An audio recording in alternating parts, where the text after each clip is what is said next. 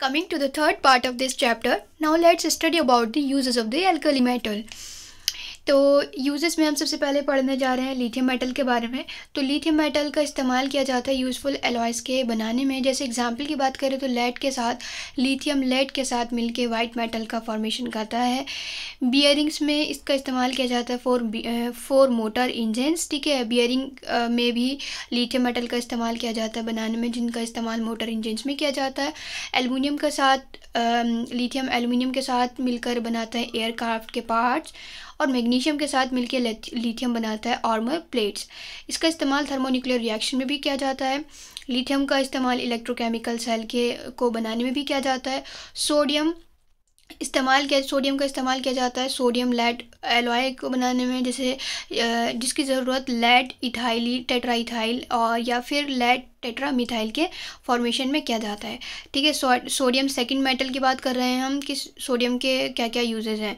तो सोडियम में हमने पढ़ा कि इसका इस्तेमाल सोडियम लेड एलॉय में बनाने में इसका इस्तेमाल किया जाता है, सोडियम लेड के एलॉय में, जिसकी ज़रूरत पड़ती है लेड टेट्राइथाइल बनाने में या फिर लेड टेट्रामिथाइल बनाने में। ठीक है, ये ऑर्गेनोलेट कंपाउंड का इस्तेमाल किया जाता है, जिनका पहले इस्तेमाल किया जाता था as a antiknock additive to petrol. Antiknock का मतलब क्या है, पेट्रोल की इफ़िशेंसी डिक्रीज़ हो जाती है, तो इस चीज़ को रोकने के लिए इसमें ये ऑर्गेनोलेट कंपाउंड डाले जाते हैं जो एंटीनॉक का काम करते हैं और फ्यूल की इफ़िशेंसी को बढ़ा देते हैं। लेकिन आजकल व्हीकल्स में लेड फ्री पेट्रोल का इस्तेमाल किया जा रहा है।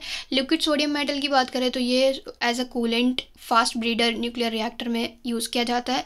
लिक्विड सोडियम मेटल का इस्तेमाल एज अ कूलेंट यूज़ किया जाता है इन फास्ट ब्रीडर न्यूक्लियर रिएक्टर। ठीक है, पोटेशियम की बात करें तो इसका बायोलॉजिकल सिस्टम में बहुत ज़्यादा वाइटल रोल है।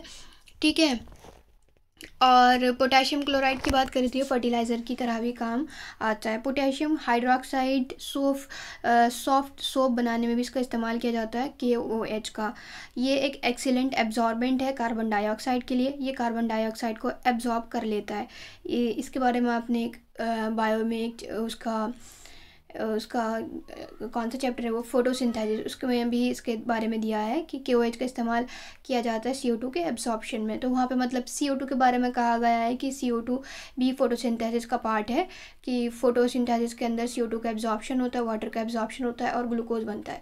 तो वहाँ पर उस एक्सपेरिमेंट को दिखाने के लिए KOH डाली जाती है कि CO2 एसेंशियल है, क्योंकि वहाँ पे क्या होता है KOH जार के अंदर डाल दिया जाता है और पत्ती को भी डाल दिया जाता है। तो वहाँ पे क्या होता है KOH क्या करेगा, CO2 को एब्जॉर्ब कर लेता है और वहाँ पे फिर उस पत्ती के अंदर फोटोसिंथेसिस नहीं होता। तो इस तरीके से हमें पता चलता है कि CO2 एसेंशियल कंपोनेंट है फोटोसिंथेसिस का। खैर, अपार्ट फ्रॉम दिस हम बहुत आगे पहुँच गए। हम बात कर रहे थे पोटेशियम की। तो पोटेशियम जो है एक एक्सीलेंट एब्जॉर्बेंट है कार्बन डाइऑक्साइड का। सीजियम का इस्तेमाल किया जाता है फोटो इलेक्ट्रिक सेल की डिवाइसिंग करने में। ठीक है, बात करते हैं जनरल कैरेक्टर। तो ये बात हुई एक यूजेस की। NCERT की हर एक लाइन इंपॉर्टेंट है, मतलब ऐसे क्वेश्चंस आते हैं नीट में तो, और साथ में JEE मेंस में भी। जब से NTA है तो तब से तो है ही। ठीक है, तो आप हर एक लाइन, यहाँ तक कि यूजेस भी देखिए। मैं पहले यूजेस नहीं पढ़ती थी लेकिन अब पढ़ने लगी हूँ। ठीक है, तो अब देखते हैं हम पोटेशियम हाइड्रोक्साइड का इस्तेमाल सॉफ्ट, ये तो हो गया। अब बात करते हैं हम जनरल कैरेक्टरिस्टिक की। ठीक है, जनरल कैरेक्टरिस्टिक की बात करते हैं कि एल्कली मेटल्स की क्या क्या जनरल कैरेक्टरिस्टिक हैं। तो सारे कंपाउंड एल्कली मेटल के जनरली आयनिक होते हैं नेचर में। General characteristic some of the discuss here. Okay, oxide और हाइड्रोक्साइड की बात करते हैं।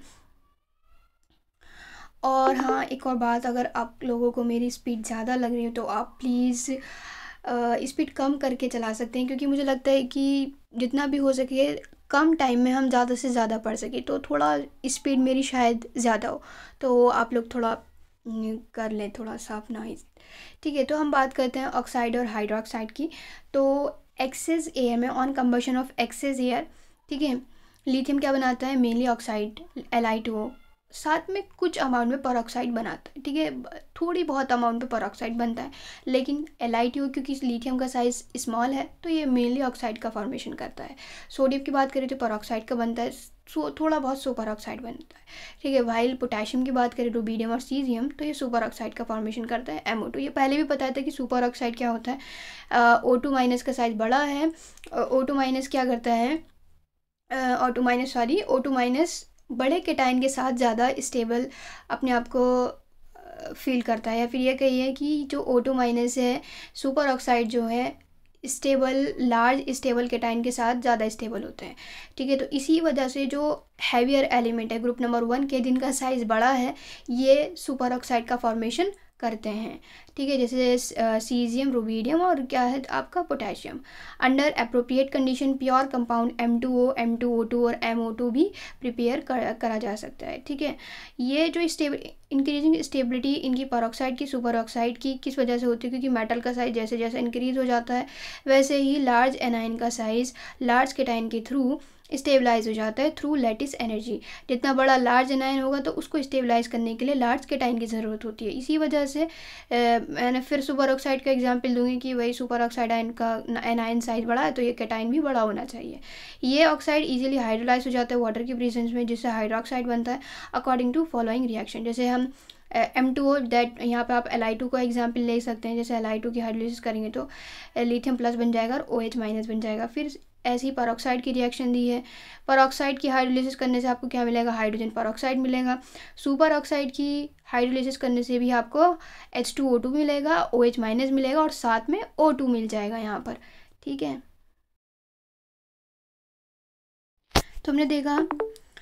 तो हमने देखा कि जब हम सुपर ऑक्साइड की हाइड्रोलिसिस कर रहे हैं तो हमें OH माइनस भी मिल रहा है, साथ में M माइनस मतलब मेटल आयन भी मिलेगा, H2O2 भी मिलेगा और साथ में क्या मिल जाएगा, एक्स्ट्रा ऑक्सीजन। ऑक्साइड तो हम ये भी कह सकते हैं कि सुपर ऑक्साइड की हाइड्रोलिसिस करने से ऑक्सीजन भी मिलती है। ठीक है, ऑक्साइड और परऑक्साइड जनरली कलरलेस होते हैं जब प्योर होते हैं, लेकिन सुपर ऑक्साइड अगर हम ऑक्साइड और परऑक्साइड की बात करें तो ये कलरलेस होते हैं जब प्योर स्टेट में होते हैं, लेकिन ये सुपर ऑक्साइड येलो और ऑरेंज होते हैं कलर में। But the super oxide are yellow और orange in colour. Super oxide कैसे होते हैं, ये येलो और ऑरेंज होते हैं कलर में। सुपर ऑक्साइड की बात करें तो पैरामैग्नेटिक होते हैं। सुपर परऑक्साइड का वाइडली यूज किया जाता है as an oxidising agent in inorganic chemistry. Potassium ये हमें दे रखा है कि KO2 क्यों पैरामैग्नेटिक होता है। जब आप इसका कन्फिगरेशन करेंगे तो सुपर ऑक्साइड O2 माइनस का, जिसके अंदर कितने ऑक्सीजन होंगे, 17 ऑक्सीजन होंगे। तो केमिकल बॉन्डिंग में आपने पढ़ा होगा, उसके थ्रू जब हम लास्ट वाला इलेक्ट्रॉन देखते हैं तो वह π2p मॉलिक्यूलर ऑर्बिटल के अंदर पहुंचता है। इसी वजह से ये क्या होता है, पैरामैग्नेटिक होता है, सिंगल अनपेयर्ड इलेक्ट्रॉन प्रेजेंट होता है वहाँ पे। ठीक, अब बात करते हैं हम हाइड्रोक्साइड की। तो हाइड्रोक्साइड जो हमें मिले हैं जब ऑक्साइड की रिएक्शन वाटर के साथ की गई है तो वो हाइड्रोक्साइड कैसे होते हैं, वाइट क्रिस्टलाइन सॉलिड होते हैं। हाइड्रोक्साइड कैसे मिलते हैं, जब मेटल ऑक्साइड की रिएक्शन वाटर के साथ की जाती है तो हमें हाइड्रोक्साइड मिलते हैं जो कि एल्कलाइन होते हैं नेचर में, बेसिक होते हैं नेचर में।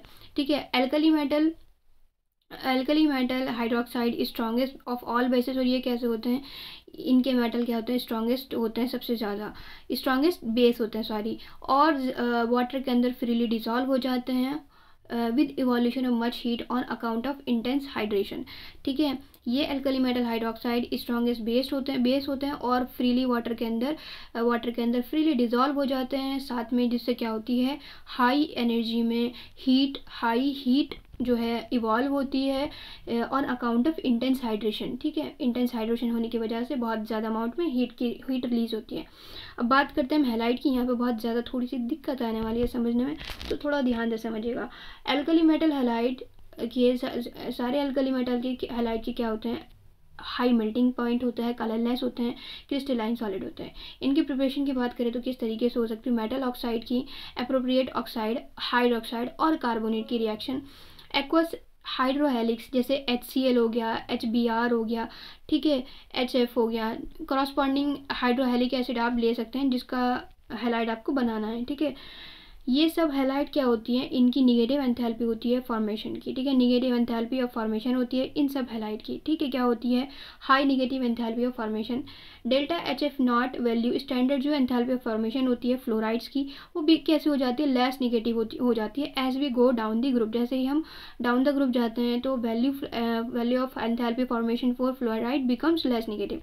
ठीक है, ये क्या कह रहे हैं, जैसे आप लिथियम फ्लोराइड बना रहे हैं, सोडियम फ्लोराइड बना रहे हैं, ऐसे ही लास्ट वाले की बात करें तो सीजियम फ्लोराइड बना रहे हैं, तो इसमें लिथियम फ्लोराइड की सबसे ज़्यादा निगेटिव एंथैल्पी ऑफ फॉर्मेशन होगी और सबसे कम निगेटिव एंथैल्पी ऑफ फॉर्मेशन किसकी होगी, जो सबसे नीचे वाला एलिमेंट होगा caesium fluoride.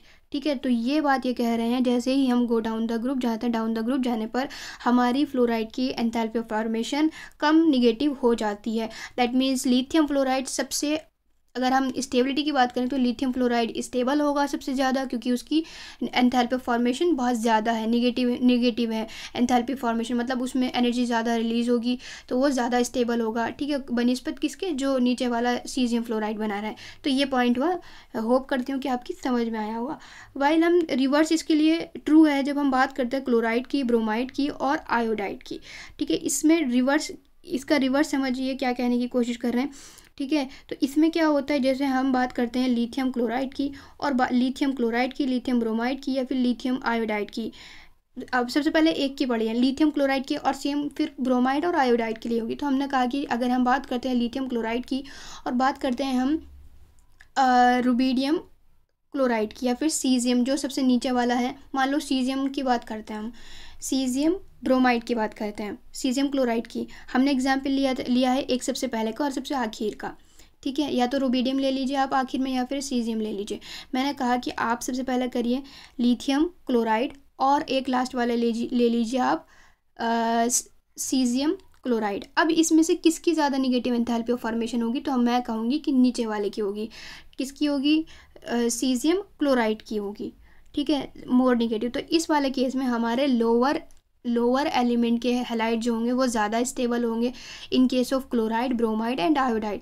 For a given metal, किसी भी गिवन मेटल के लिए delta HF enthalpy of formation हमेशा निगेटिव हो जाती है फ्लोराइड टू आयोडाइड। कोई पर्टिकुलर मेटल ले लीजिए आप, अगर हम बात करते हैं फ्लोराइड आयोडाइड के, मतलब अगर हम एक पर्टिकुलर मेटल है, जैसे आप लिथियम फ्लोराइड ले लें या फिर सोडियम फ्लोराइड ले लें। मैंने कहा आप लिथियम फ्लोराइड के कंपैरिजन में करिए, तो मैंने कहा कि आप लिथियम फ्लोराइड बनाइए, लिथियम क्लोराइड बनाइए, लिथियम ब्रोमाइड बनाइए और लिथियम आयोडाइड बनाइए। तो इसमें क्या होता है, delta HF formation become less negative from fluoride to iodide. जैसे अगर हम लिथियम फ्लोराइड की बात करें, लिथियम आयोडाइड की, तो किसकी सबसे ज़्यादा मैक्सिमम एंथैल्पी ऑफ फॉर्मेशन होगी, तो हम कहेंगे लिथियम फ्लोराइड की ज़्यादा होगी। सेम उसी तरीके से सोडियम के लिए होगी, सेम उसी तरीके से अब जो अपकमिंग एलिमेंट है उनके लिए होगी, ठीक है। Delta HF not always become less negative from fluoride to iodide for a given metal. इसमें आपको मेटल फिक्स करना है और बाकी के हैलाइड चेंज करने हैं, उसके हिसाब से आपको देखना है कि delta HF not in standard enthalpy of formation किसके लिए सबसे ज़्यादा है और किसके लिए कम है, ठीक है। सबसे ज़्यादा फ्लोराइड के लिए होगी और सबसे कम किसके लिए होगी, आयोडाइड के लिए होगी, ठीक। होप करती हूँ कि ये भी पॉइंट समझ में आ गया। बहुत दिक्कत आती है ये वाला पैराग्राफ समझने में। अब बात करते हैं मेल्टिंग और बॉइलिंग पॉइंट की, तो ये मेल्टिंग और बॉइलिंग पॉइंट का हमेशा ट्रेंड होता है, फ्लोराइड का सबसे ज़्यादा होता है, फिर क्लोराइड का, फिर ब्रोमाइड का और आयोडाइड का। सारे हैलाइड सॉल्युबल होते हैं वाटर के अंदर। लो सॉल्युबिलिटी लिथियम फ्लोराइड की वाटर के अंदर क्यों होती है, तो हम कहेंगे लिथियम फ्लोराइड क्या है, लिथियम का आयन भी छोटा है, फ्लोराइड का भी आयन क्या है, छोटा है। तो जब भी कोई छोटे छोटे से एलिमेंट लैटिस का फॉर्मेशन करते हैं तो इनका क्या होता है, लैटिस एनर्जी, लैटिस एंथैल्पी बहुत ज़्यादा होती है। मतलब इन छोटे छोटे से जो कैटायन और एनायन के थ्रू लैटिस स्ट्रक्चर बन रहा है, लैटिस यूनिट बन रही है, उसको तोड़ने में हमें बहुत ज़्यादा मेहनत करनी पड़ती है, एनर्जी देनी पड़ती है। तो इसी वजह से इनकी हाई लैटिस एंथैल्पी होती है। वहीं सीजियम आयोडाइड की बात करें तो इनकी लो सॉल्युबिलिटी होती है सीजियम आयोडाइड की due to small hydration enthalpy of 2 ions. यहाँ पे हमें एक तो लिथियम फ्लोराइड दिया है और एक सीजियम आयोडाइड दिया, तो लो सॉल्युबिलिटी लिथियम फ्लोराइड की होती है due to high lattice enthalpy. वहीं हम बात करें सीजियम आयोडाइड की, तो यहाँ पर क्या होती है, इनकी हाइड्रेशन एंथैल्पी कम होती है, इस वजह से इनकी लो सॉल्युबिलिटी होती है। सॉल्युबिलिटी के लिए 2 फैक्टर होते हैं, एक तो लैटिस एंथैल्पी, एक हाइड्रेशन एंथैल्पी, ठीक है। लैटिस एंथैल्पी जितनी ज़्यादा होगी उतनी कम सॉल्युबिलिटी होगी। एक हाइड्रेशन एंथैल्पी होती है, अगर हाइड्रेशन एंथैल्पी बहुत ज़्यादा रिलीज़ हो रही है दैट मीन्स कंपाउंड आसानी से सॉल्युबल हो जाएगा, और अगर हाइड्रेशन एंथैल्पी कम है तो कंपाउंड क्या है, सॉल्युबल नहीं होगा पानी के अंदर। सीजियम आयोडाइड के साथ यही केस है, सीजियम आयोडाइड की स्मॉलर हाइड्रेशन एंथैल्पी होती है, इसी वजह से वो सॉल्युबल नहीं होता। अदर हैलाइड की बात करें लिथियम के, तो वो सॉल्युबल होते हैं इथेनॉल में, एसीटन में, इथाइल एसीटेट में, ठीक है। LiCl सॉल्युबल पायरिडिन में भी होता है, क्योंकि लिथियम के हैलाइड के थोड़े बहुत सिग्निफिकेंट कोवेलेंट कैरेक्टर शो करेंगे, इसी वजह से पायरिडिन के अंदर भी एसीटन, इथेनॉल, इन सब के अंदर आसानी से सॉल्युबल है, ठीक है। फिर मिलते हैं नेक्स्ट वीडियो में, तब तक के लिए आप अच्छे से रिवाइज करिए।